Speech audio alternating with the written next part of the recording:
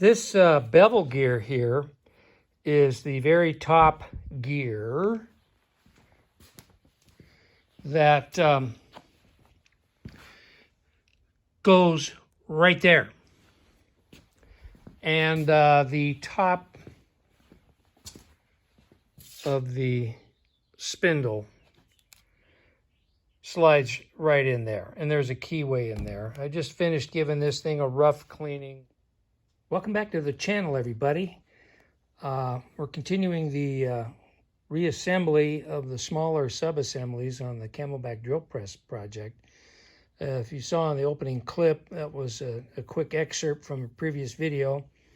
This is the top bevel gear that goes on the top shaft that is attached to the spindle assembly, spindle and quill. This smaller bevel gear here fits on this end. This is the Acme threaded shaft and gear assembly that raises and lowers the table mount on the column of the drill press. So I'm in the process of cleaning this up. The bracket that engages the table mount itself is over in the parts washer getting cleaned up. And then I cleaned up the ends on a wire wheel, and it cleaned up really fast. So I think I'm just going to run the whole Acme threaded shaft through the wire wheel. Say that fast 5 times. Through the wire wheel, and rather than throw it in the witch's brew, because I think I can do it, just knock it right out with the wire wheel. And then we'll put this shaft assembly all back together and get it mounted and to help support that table mount on the column. This gear cleaned up really, really nice. If it looks shiny to you, it's because it's got a coating of WD-40 on it. And so it's got a bit of a sheen. There are a couple of teeth that are a little bit chipped. Whoops, sorry. But I think those are the only 2. I think they're probably going to be okay as long as I keep them lubed, because this is not a high revolution machine. The RPMs are pretty slow. So I think I will be okay. And we'll just see how that works over time. I apologize about the wind noise. We got a storm coming in, so I've kind of got to hustle up here a little bit and get going on this. But I've got me a desert redneck setup here out of junk I had laying around. I don't know how many of these old belt drive grinders I have. But I'm a sucker for them. I have the one my dad originally had when I was a kid. I've got a couple of these Dayton capacitor start motors. And so what I'm going to do, I try to do most of my grinding and wire wheeling outside just to cut down on the mess inside the shop unless we have really inclement weather. Then I'll do it inside and then just blow it out with a leaf blower later. But when I can, I try to work outside. And today, even though we got a storm coming in, it's about 70 degrees, so it's perfect weather to grab that Acme threaded shaft and get it cleaned up.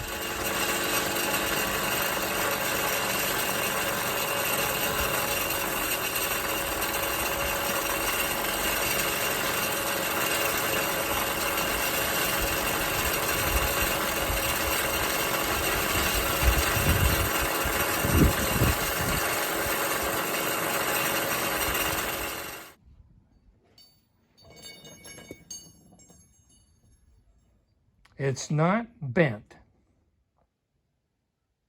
This shined up really good. It was mostly just dirt in between the Acme threads there and a wire wheel. Cleaned it up pretty good. I may take a small wire brush and touch up a couple of spots, but overall, I'm happy with it. Now I've got to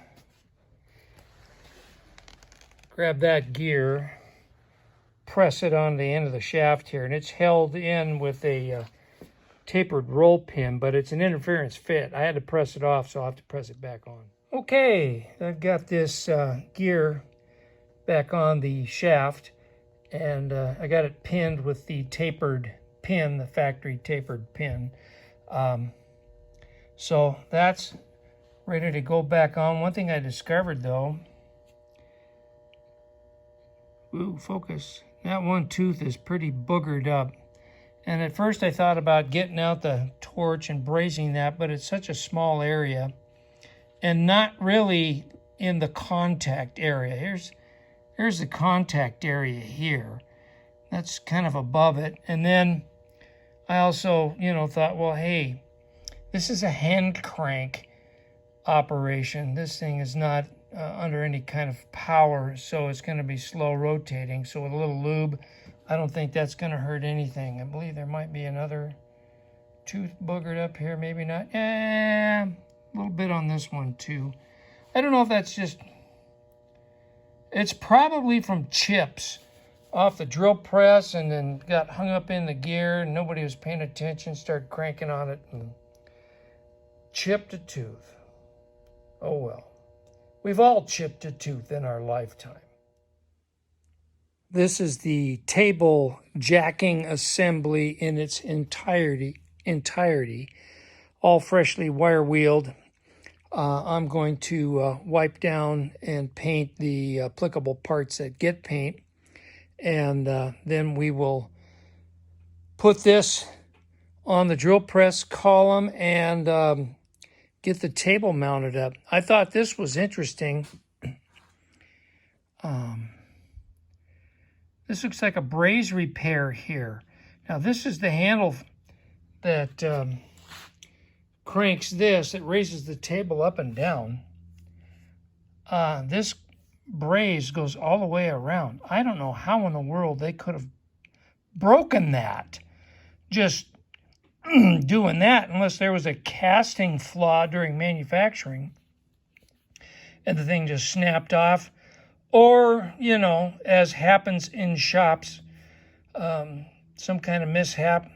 But it clearly looks like that was broken, and they did a pretty nice braze repair and smoothed it all out. So, yeah, anyway, I'll get this wiped down and the appropriate parts painted, and then we'll get this installed.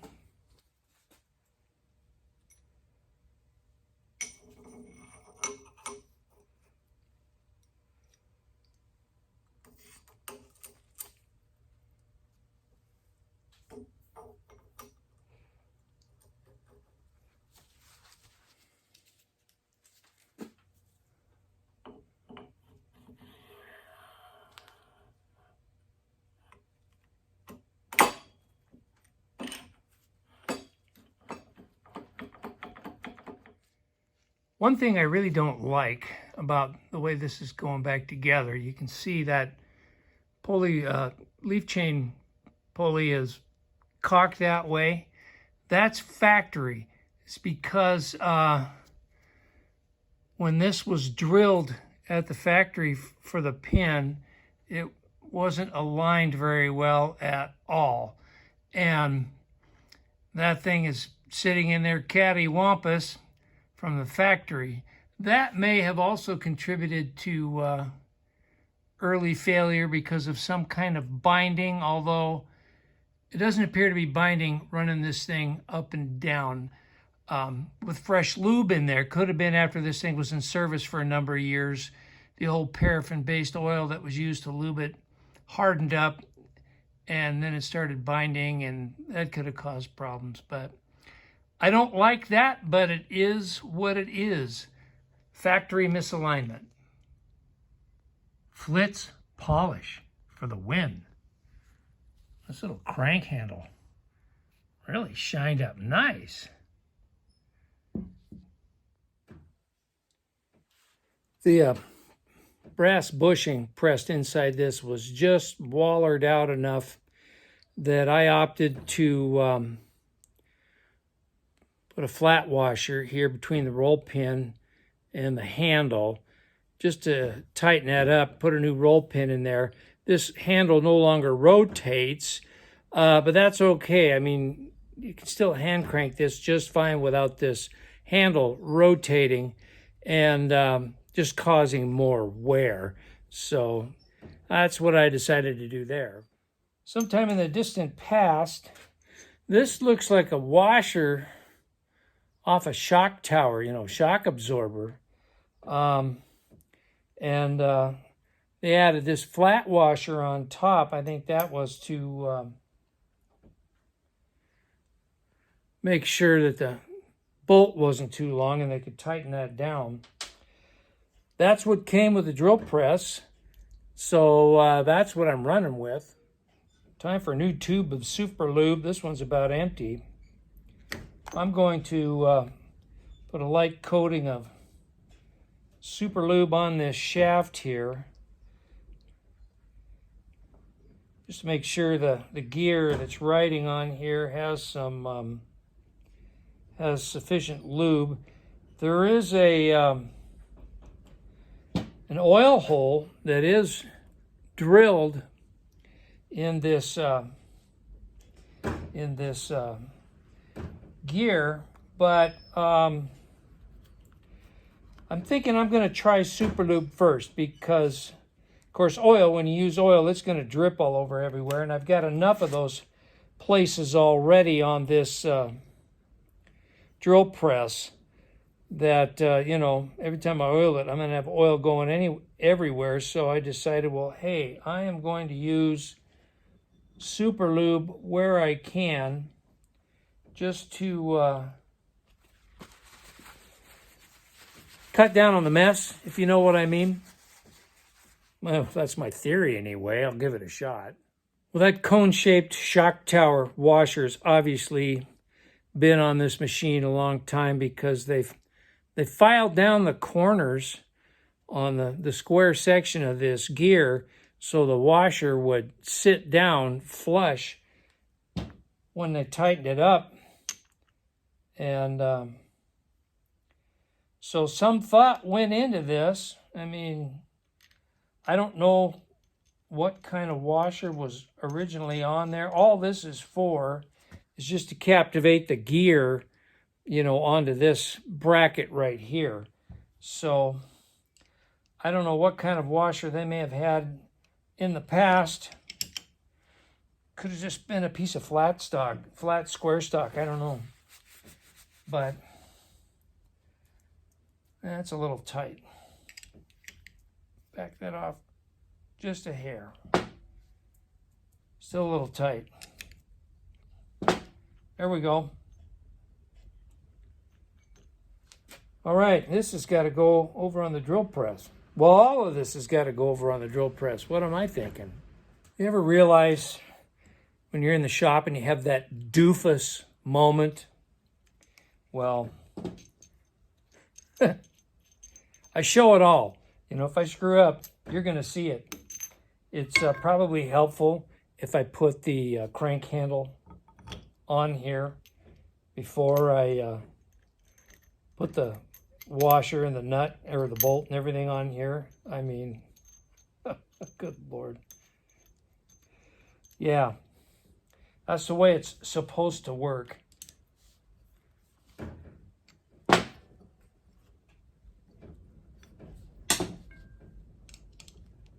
Crank that down a little bit more now. There.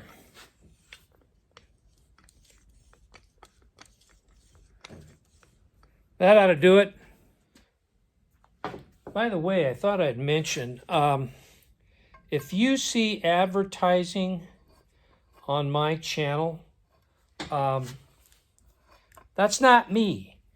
That's Google. My channel is not monetized in any way.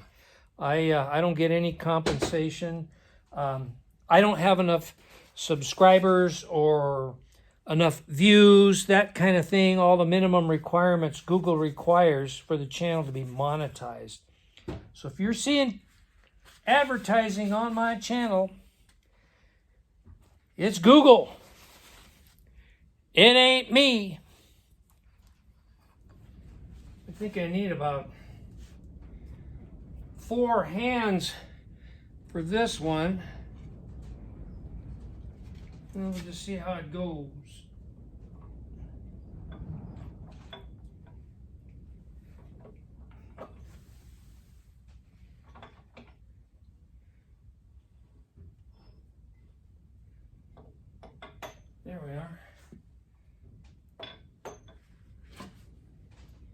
Again, I'm just using temporary bolts here just to hold all this in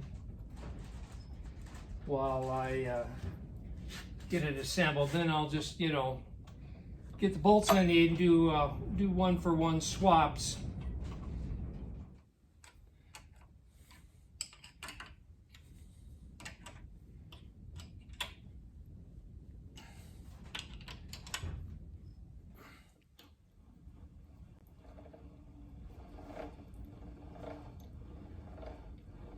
Oh, this is smooth as butter. I like this gear ratio on this thing. It's a 1-to-1 up here with the Acme thread in the boss down here. But what a fine adjustment. And it's really smooth going up too. For those of you that have been watching this whole series, by the way, there's a playlist on my channel. Just click on playlist and then scroll down to the Camelback drill press. When I was first taking this thing apart, you guys remember how crusty and filthy and grime and everything else. I had a heck of a time breaking all this loose and getting this to go up and down. But it's sure moving nice now. Yeah.